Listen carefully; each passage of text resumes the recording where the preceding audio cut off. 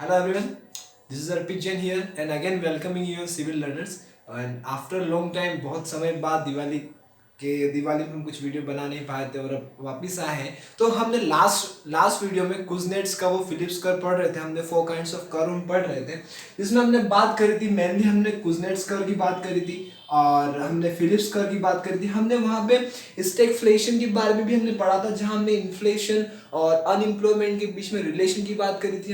हमने ये भी कहा था कि हमेशा जब मार्केट रिफॉर्म्स होते हैं तो पहले हाई ग्रोथ होती है और धीरे धीरे वो ग्रोथ डिक्लाइन होने लग जाती है। तो अब जो हमारे दो कर्व हमारे पास बाकी है, एक वो पहला कर्व है लाफेर कर्व और दूसरा कर्व है लॉरेंस कर्व। हम इन दो कर्व की क्यों बात कर रहे हैं? आज जब हमने जब कुजनेट्स कर्व और फिलिप्स कर्व की जब हमने बात करी थी तो हम इन्फ्लेशन अनएम्प्लॉयमेंट के बारे में पढ़ रहे थे, बट हमने ये नहीं पढ़ा था कि हमारे टैक्स रिवेन्यू पे एक बहुत बड़ा रोल प्ले करता है। जब गवर्नमेंट टैक्स रिफॉर्म्स लाती है तो वो टैक्स रिफॉर्म्स क्यों लाती है? 2019 में ओनली कुछ 60% लोगों ने टैक्स को फिल किया था, उन्होंने अपना डिपॉजिट किया था और अभी अभी जो 2020 टिल फरवरी 2020 तक लोगों ने कुछ अराउंड 1.46 करोड़ लोगों ने टैक्स डिपॉजिट किया, टैक्स को फाइल किया। मतलब अगर एक मोटा मोटा देखें तो around 1% of Indian population only has filed up the tax, income tax. So आज हमारे टैक्स रिफॉर्म्स लाने की जरूरत क्यों है और हम हमेशा क्यों बात करते हैं टैक्स की कि भाई टैक्स रिफॉर्म्स लाना जरूरी है? तो इसलिए लाना जरूरी है कि हम ऑब्वियस जानते हैं कि हमारे आज का इकोनॉमी बहुत ज्यादा डिक्लाइन हो रहा है। हम लोन पे बहुत ज्यादा डिपेंडेंट हो गए हैं, एफडीआईस पे बहुत ज्यादा डिपेंडेंट हो गए। तो हमेशा हम जब बात करते हैं टैक्स की कि जब गवर्नमेंट टैक्स रेट को चेंज करता है, टैक्स रेट कैसा चेंज कि 5 लाख के ऊपर आपको इतना टैक्स भरना पड़ेगा, 10 लाख के ऊपर आपको इतना टैक्स भरना पड़ेगा और आज तो 40 लाख हो गया है। 40 लाख तक कोई टैक्स भरना होता ही नहीं हमारे यहाँ पे। तो जब हम टैक्स रेट की बात करते हैं तो हम ये भी जानते हैं कि हमेशा टैक्स रेट बढ़ाने से टैक्स रिवेन्यू नहीं बढ़ता है। आज टैक्स रिफॉर्म्स हुए हमारे यहाँ पे, बट आज हम फिर भी देख रहे हैं कि टिल फरवरी 2020 कितने लोगों की बात करी हमने? ओनली 1.46 करोड़ लोगों ने टैक्स को फाइल किया है। तो बाकी लोग कहां गए? तो लाफेर कर इसी चीज की बात करता है कि जब गवर्नमेंट टैक्स रिफॉर्म्स लाती है, टैक्स रेट में चेंज लाती है, तो आप हमेशा देखें कि टैक्स रेवेन्यू या तो वो बढ़ेगा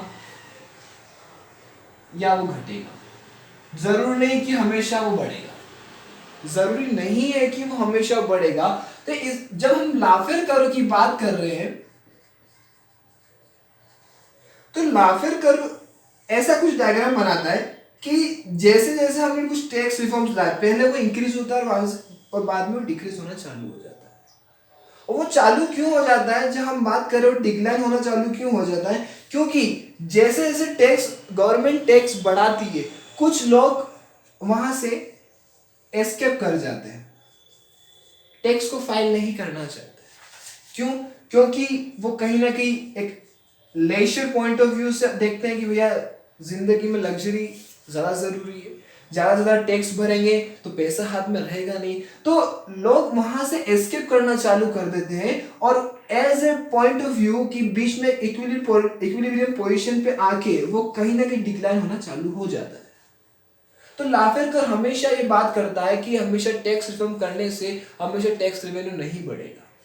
गवर्नमेंट रिवेन्यू अगर बढ़ाना है तो जरूर नहीं कि आप टैक्स में रिफॉर्म्स लाएं और टैक्स रेट बढ़ाएंगे तो ही टैक्स रिवेन्यू बढ़ेगा। मे भी कि आप टैक्स रेट बढ़ा रहे हैं और टैक्स रिवेन्यू कम होता जा रहा है। आज हमारा जो पर कैपिटा इनकम है वो माइनस में चल रहा है। तो वो क्यों चल रहा है? कि भैया आज ओनली 1.46 करोड़ जब लोग टैक्स भर रहे हैं तो इतना around we have a population of 1.4 means 1.4 we can say like this, हमारे पास 1 अरब 40 करोड़ की पॉपुलेशन है। तो वो पॉपुलेशन ओनली इतने लोगों के पैसे पे चल रही है, तो वो कैसे पॉसिबल होगा? ठीक है, तो लाफेर कर्व ये बात कह रहा है कि the change in the government tax rate cannot bring a high increment and high decrement in tax revenue. This is Laffer curve. अब जब हम बात करते हैं लॉरेंस कर्व की, हम जब बात करते हैं लॉरेंस कर्व की, तो लॉरेंस कर्व इनकम की इनइक्विलिटी को दर्शाता है कि हम जब डिस्ट्रीब्यूशन ऑफ इनकम, जब हम इनकम को बांटते हैं with in different kinds of employers, with in different kinds of employees, जब हम बात करते हैं लॉरेंस कर्व की, तो हमारा एक ही पॉइंट ऑफ व्यू है द डिस्ट्रीब्यूशन ऑफ इनकम। हम इनकम को कैसे डिस्ट्रीब्यूट करते हैं। Likewise we have a curve, ये यहां हमने डिस्ट्रीब्यूट किया इनकम को, that is perfect equality, but हम सबको एक जैसा इनकम नहीं प्रोवाइड करवाते हैं, तो कहीं ना कहीं इनइक्विलिटी गैप भी होता है हमारे पास। इनइक्विलिटी गैप है, इस हमने इनइक्विलिटी गैप क्यों दिया,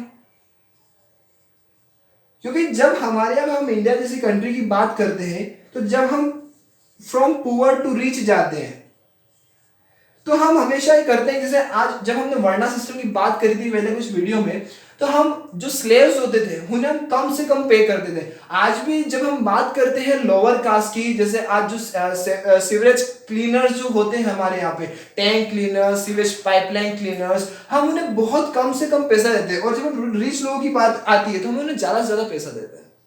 तो कहीं ना कहीं इनइक्विलिटी गैप होता ही होता है इनकम डिस्ट्रीब्यूशन में। तो वो कैसे डिफाइन होता है, वो लॉरेंस कर्व डिफाइन करता है कि जो डिस्ट्रीब्यूशन ऑफ इनकम है उनमें कितना इनइक्विलिटी है, उनमें कितना गैप है, कैसे आप डिफाइन करते हैं। और जो जब हम बात करते हैं गैप की, वो शो करता है जीनी कोफिशिएंट। जीनी कोफिशिएंट क्या होता है, जीनी कोफिशिएंट दो वैल्यू पे चलता है। The first one is 0, which defines there is perfect equality, and 1, there is perfect inequality. Gini coefficient क्या डिफाइन कर रहा है कि या तो अगर इनइक्विलिटी गैप कितना है 0, तो परफेक्ट इक्विलिटी की हम बात करें, और जब इनइक्विलिटी जो इनइक्विलिटी गैप है अगर वो 1 हो गया है, तो देयर इज परफेक्ट इनइक्विलिटी। लाइकवाइज हम जब बात कर रहे हैं पुअर टू रिच की बात कर रहे हैं, जब हम बात करते हैं हमारे यहाँ की नेशनल इनकम की, तो आप ये देख सकते हैं कि जैसे जैसे इनकम को अगर हम बढ़ाना चाहते हैं, तो वो कहीं ना कहीं वैल्यू डाउन कर जाती इनइक्विलिटी गैप में आके। लाइकवाइज कि ये कर्व हम देख रहे हैं, ये कर्व कॉन्वेक्स है, हमारी जो एक्स एक्सिस है उससे ये कॉन्वेक्स जा रहा है। तो जब वो गैप को मेंटेन करेंगे, हम जब गैप को डिफाइन करेंगे, जब हम 0 और 1 के बीच में डिफरेंस लाएंगे, तो वो डिफाइन करेगा कि आपके बीच में गैप कितना है और आपके बीच में गैप नहीं है, पुअर और रिच क्लास में गैप कितना है, और आप इनकम को डिस्ट्रीब्यूट कैसे कर रहे हैं। This is Lorenz curve. It totally is defining about the perfect equality. It is defining about the distribution of income. और आज हम डिफरेंट कर्व्स की बात भी इसलिए करते हैं कि आज हमारे यहाँ पे सोसाइटल डिवीजन भी है, क्लास डिवीजन है हमारे यहाँ, और ये सब बातों को जब हम देखते हैं तो हमारी सोसाइटी में जितना भी डिफरेंशिएशन है, डिफरेंशिएशन मतलब कि आज हम सोसाइटी में अगर किसी कंपनी में किसी को एम्प्लॉयमेंट दे रहे हैं, तो वो कहीं ना कहीं हम रिजर्वेशन के थ्रू भी देते हैं, या कहीं मेरिट बेस पे भी देते हैं, और कहीं ना कहीं ये भी होता है कि भैया किसी जनरल क्लास का कोई क्लास कैटेगरी का बंदा एम्प्लॉयर है, तो वो कहीं ना कहीं प्रीफर करता है कि उसकी कास्ट के लोग ज्यादा हैं। तो ये कहीं ना कहीं एक मेंटल डिवीजन भी है हमारी सोसाइटी में।